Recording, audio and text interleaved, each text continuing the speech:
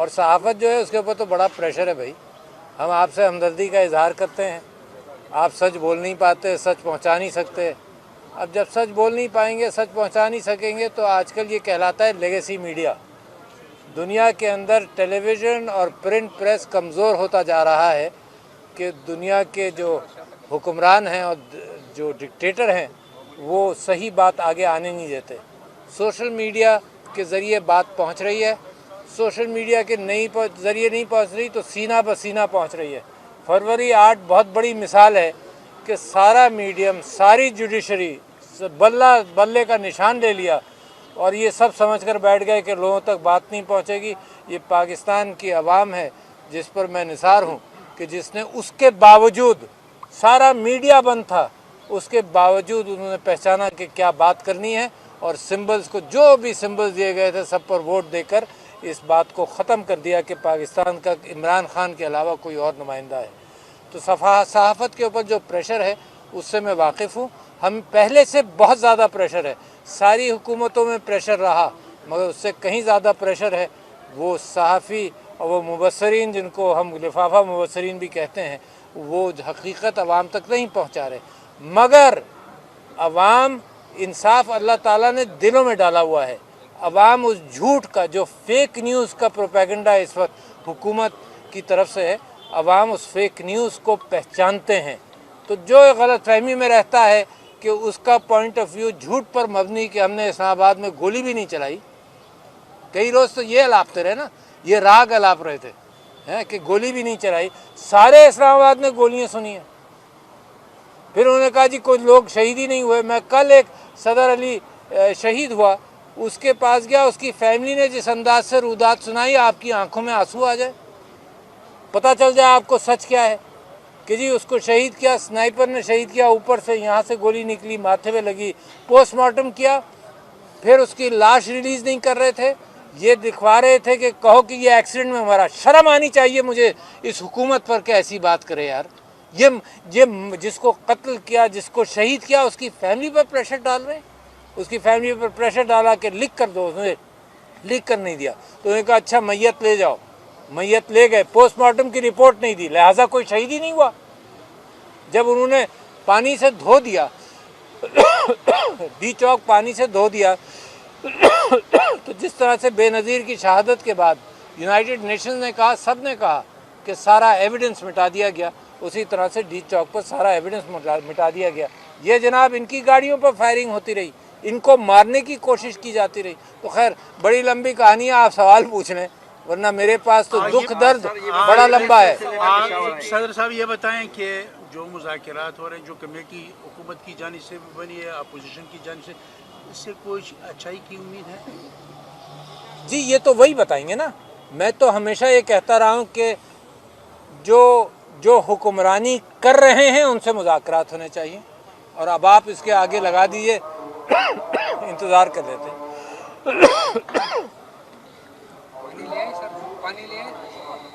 میں آج کل تقریر کم کرتا ہوں نا, تو جب کرتا ہوں تو پھر کھانسی آنے لگتی ہے.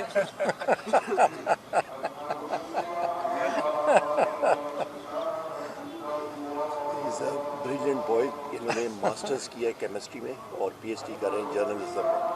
ٹھیک, بریلینٹ بوائے. سچائی کی طرف جانا ہے, یہ جھوٹ جو ہے نا, گولڈ میڈلسٹ. سچائی بیان کرے, اوپر جو بیٹھے ان کا اپنا میں جانتا ہوں, میں آپ سب کو جانتا ہوں, ہے نا, سچائی کے پاس رہو, وقت بدلے گا.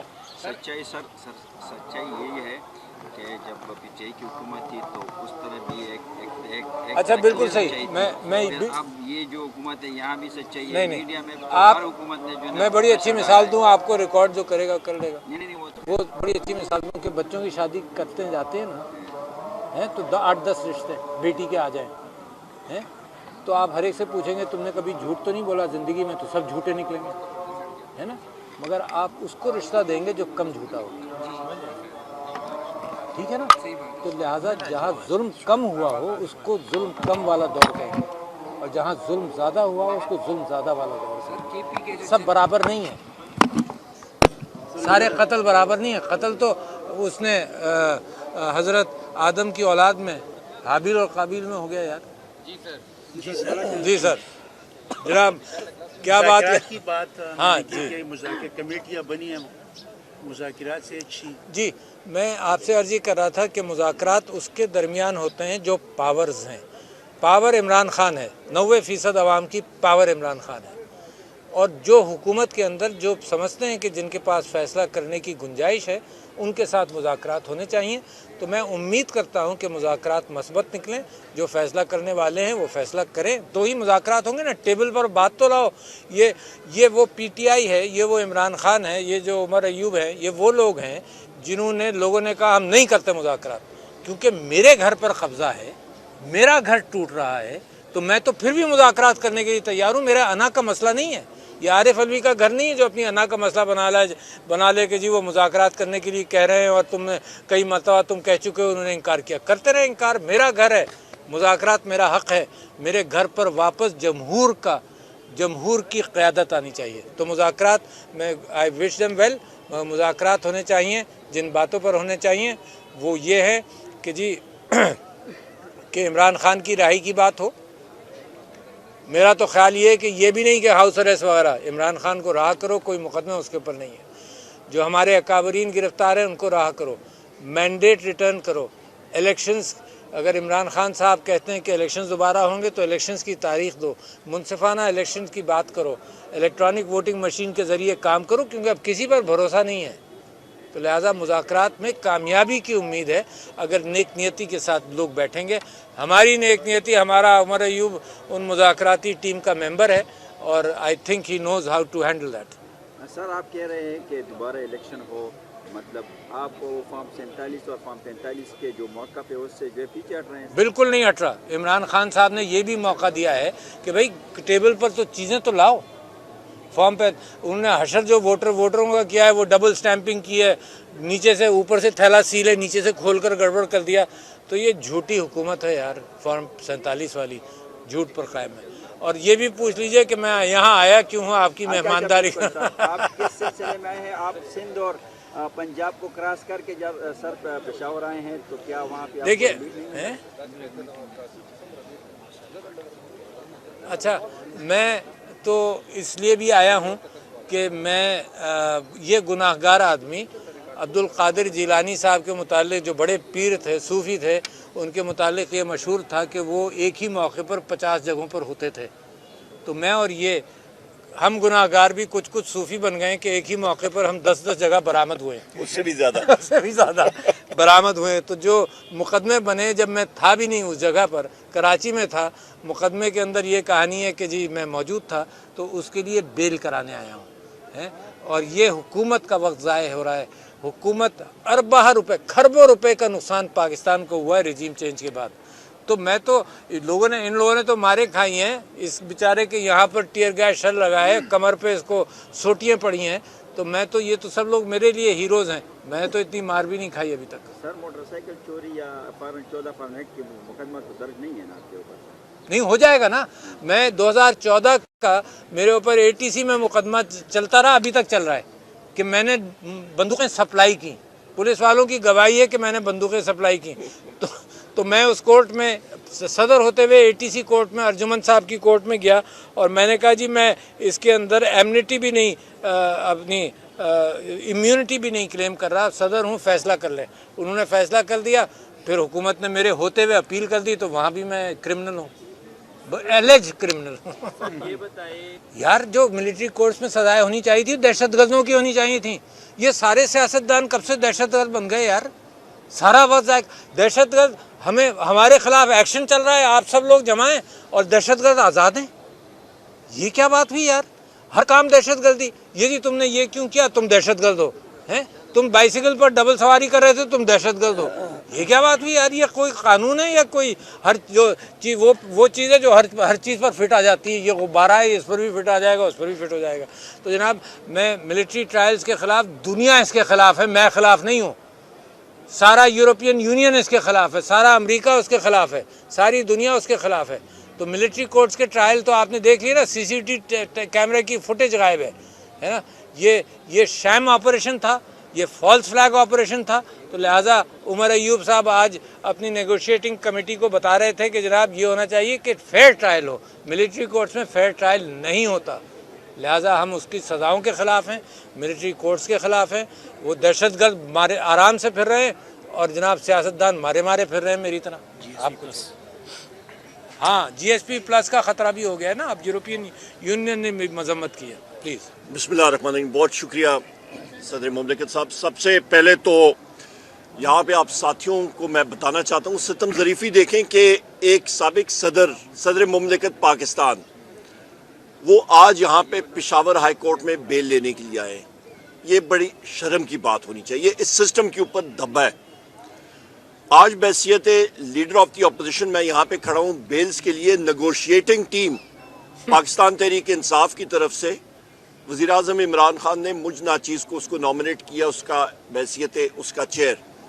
اور کل شام کو میری اسپیکر ایاز صادق صاحب سے جب بات ہوئی تو میں نے کہا جی کچھ دن یا ایک دن آگے کر لیں کیونکہ ہمارے سارے ساتھی جو ہیں وہ ادھر ادھر ہیں.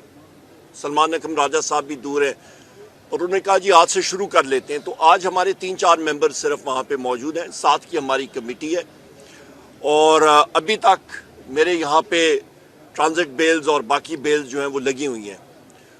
اور کیسز کون سی ہیں آپ نے بھائی پوچھا کہ جی موٹر سائیکل چوری کے اور کون سا آپ نے پوچھا فورن ایکٹ مجھ پہ لگا ہوا ہے. فورنرز ایکٹ بھی لگا ہوا ہے اور موٹر سائیکل چوری بھی لگا ہوا ہے. فیصل آباد میں میرے 3 موٹر سائیکل چوری کیے. میرے خیال ہے 2 یا 1 جو ہے وہ حسن ابدال میں بھی ہو گئے ہیں. تو 5 موٹر سائیکل جس طرح کے لیڈر آف دی اپوزیشن کو انہوں نے بنا دیے کہ جی بین الصوبائی موٹر سائیکل گینگ کا ممبر. اچھا کوئی دکان تو نہیں کھول رہا؟ میرا خیال ہے میں بھی کر لوں گا صدر صاحب. ابھی میرا خیال ہے میں اس کام پہ مطلب ابھی کرنا پڑے گا. تو یہ حالات ہیں اور یہاں پہ میں اس چیز کو کنڈیم کرتا ہوں جو ملٹری کورٹس نے اپنا ڈیسیجن دیا. جس طرح صدر صاحب نے بات کی ہے کہ اور میں نے ٹویٹ بھی کی ہے اور اپنا ویلاگ بھی اس پہ ریکارڈ کرایا کہ جو آپ کے نارمل نوعیت کے کیسز ہیں وہ آپ نے ملٹری کورٹس کے لیے کیے. دیکھیں آپ کا بڑا کلیئر ہے. سپریم کورٹ کا ایک فیصلہ ہے 1999 کا 504. اس پہ آپ کے جو آپ کا ٹرائیکاٹمی آف پاورز ہے آپ کے 3 آپ کے ستون ہیں. آپ کا عدلیہ ہے, آپ کی ایگزیکٹو ہے اور آپ کی اللہ بھلا کرے پارلیمان ہے. جو آپ کی سٹیٹ ہے, سٹیٹ کے اندر آرٹیکل 7 میں اس کی ڈیٹیل موجود ہے. اس ڈیٹیل میں آئین میں اس میں ریپیٹ نہیں کرتا ہوں پر اس کو سم اپ کرنے کے لیے میں صرف یہ کرتا ہوں کہ جناب اس پہ نیشنل اسمبلی, سینٹ, صوبائی آپ کی فیڈرل حکومت, صوبائی اسمبلی, صوبائی حکومتیں اور وہ ادارے جو ٹیکس نافذ کر سکتی ہیں یہ آپ کی سٹیٹ کا اس کو سٹیٹ کہلاتے ہیں. باقی ادارے چاہے وہ مسلح افواج ہو, رینجرز ہو, فائر بریگیڈ ہو, پولیس ہو, وہ اوزار ہیں سٹیٹ کے. ملٹری کورٹ جو ہے وہ اوزار کا کورٹ ہے, وہ ملٹری کے کورٹس ہیں. وہ اٹھ کے آپ کے فیصلے کورٹس کے ذمہ داری نہیں یوزرپ کر سکتے. لہٰذا یہ فیصلے نل اینڈ وائڈ ہو جائیں گے انشاءاللہ تعالی. Point number 1. پوائنٹ نمبر 2, ہمارے جو ملٹری کورٹس کے لوگ جن کے خلاف ہوا ہے ابھی بھی ہمارے ساتھی یہاں پہ موجود ہیں. ان کے لیے ہم لوگ ریٹ پٹیشن ضرور کریں گے اور اس کو پرسو کریں گے اور امید یہی ہے کہ سپیریئر کورٹ سے اس کو اڑا دیں گے.